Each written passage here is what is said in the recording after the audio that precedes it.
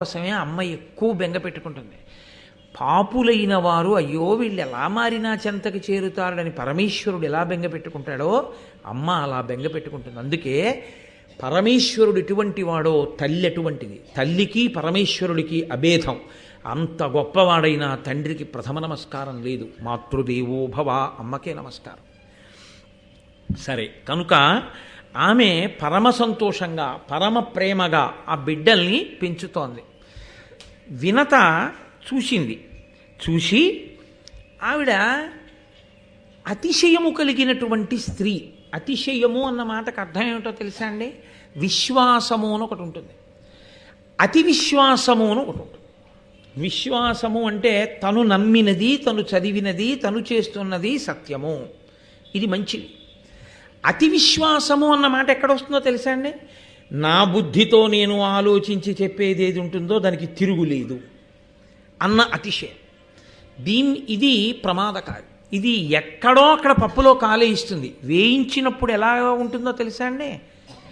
ఏదో చిన్న చితకాతో పోదు, పట్టిన అహంకారం అంతా వదిలిపోయేటట్టుగా జాడించేస్తుంది.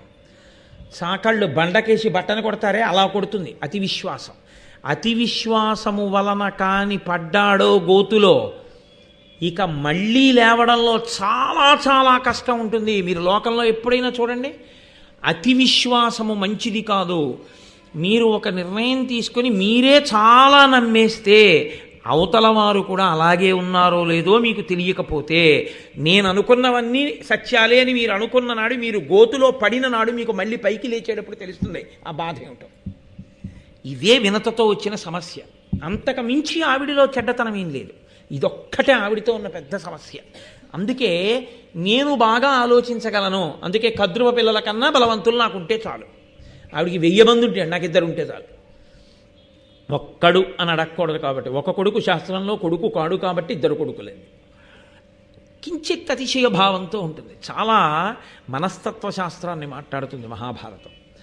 కాబట్టి 500 సంవత్సరముల నుంచి ఎదురు చూస్తోంది.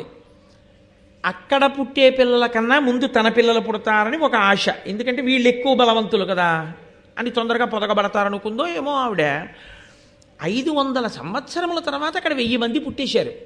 ఇక్కడ ఒక్క గుడ్డు పగలలేదు. ఆవిడికి సిగ్గు కలిగింది. అది విచిత్రం.